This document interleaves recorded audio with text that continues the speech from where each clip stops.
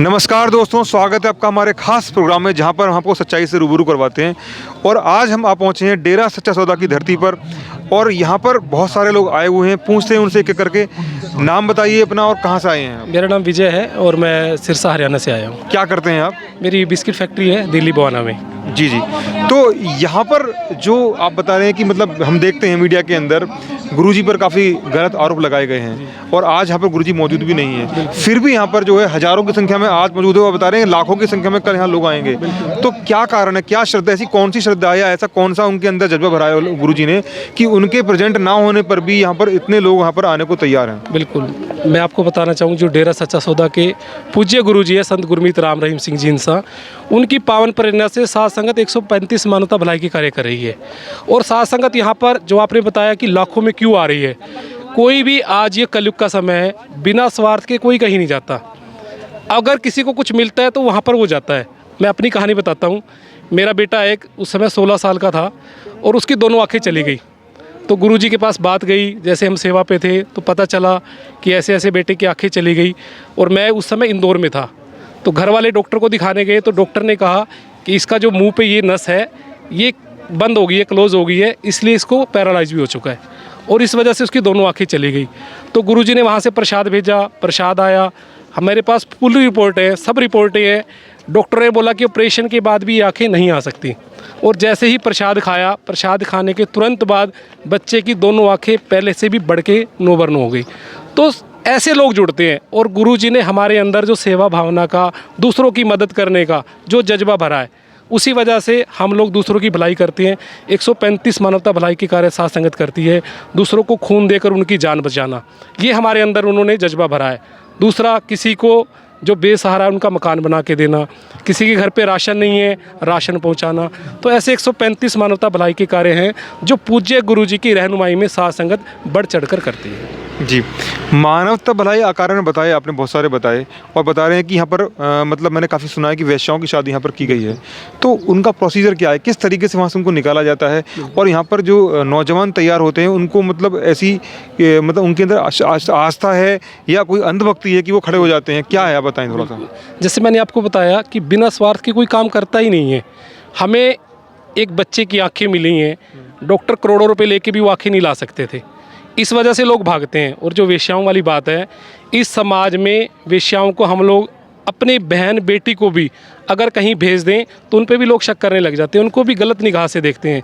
पर पूज्य गुरुजी ने वेश्याओं को सबसे पहले मुख्य धारा में लाने के लिए उनको जोड़ा। उनके पास टीमें जाती हैं, जाकर जो बुराई की दलदल में फंसी हुई हैं उनको वहाँ से निकाल के लाया जाता है। बताया जाता है कि गुरुजी आपको अपनी बेटी बनाएंगे, बेटी बना के और आपकी शादियाँ भी करवाएंगे। लोग वहाँ से निकल के भी आ रहे हैं, पर उनसे शादी कौन करवाता? तो ऐसे नौजवान भक्तों के लिए, जिनको गुरुजी ने कहा है भक्त योद्धा, वो भक्ति में बहुत बड़े योद्धा हैं कि ऐसी वेश्याओं से वो शादी करने के लिए तैयार हुए। तो पूज्य गुरुजी के आह्वान पर हमारे लगभग 3500 नौजवान भक्त योद्धा लड़के उनसे शादियाँ करने के लिए भी तैयार हैं।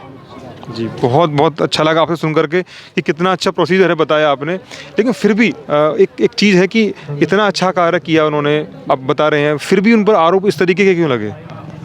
देखो, मैंने आपको बताया ना, ये है कलयुग का समय।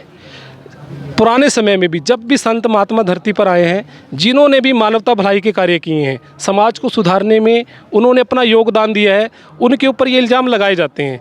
क्योंकि पूज्य गुरुजी ने 6 करोड़ के लगभग साध संगत को बुराइयों से हटाया है। इन्हीं बुराइयों से हटाया है। पहली बुराई कि आपने नशा नहीं करना, दूसरा मांस अंडा नहीं खाना, तीसरा आपने दूसरे की बहन बेटी को अपनी बहन बेटी समझना है। अगर आपसे छोटी हैं तो उसको आपने बेटी समझना है, बराबर की हैं तो बहन, और बड़ी हैं तो आपने अपनी माता के अनुसार उनको समझना है। तो गुरुजी ने तो इन बुराइयों से हटाया है, लेकिन हटाने का क्या हुआ? अब 6 करोड़ लोग नशा छोड़ गए। जिस दुकान पर पहले 6 करोड़ लोग 10 रुपये की दारू लेने जाते थे, अगर उसका रोज़ का 1000 रुपये की दारू बिकती थी और पूज्य गुरुजी के कहने से, उनकी शिक्षा से अगर उसने दारू छोड़ दी और उस दुकान पे 1000 रुपये की इनकम बंद हो गई, तो वो पूज्य गुरुजी के दुश्मन बन गए। तो जो नशे वाले ड्रग माफिया बोलते हैं, ड्रग माफिया पूज्य गुरुजी के खिलाफ हैं। तो ये मनगढ़ंत आरोप लगाए गए उनके ऊपर ताकि समाज को हटाया जाए अच्छाइयों से। और लोग बुराइयों की तरफ जाएं, क्योंकि बुराई के नुमाइंदे कभी भी नहीं चाहते कि लोग सुधरें, अच्छे हों, समाज सुधरे। तो ये सब पैसे का, राजनीति का बहुत सारे खेल होते हैं, बहुत सारी बातें हैं। पुराने समय में देख लो, श्री रामचंद्र जी के ऊपर भी ये समय आया, 10 गुरु सिखों के हुए, सभी के ऊपर ये आया है जिन्होंने भी समाज को सुधारने की कोशिश की है।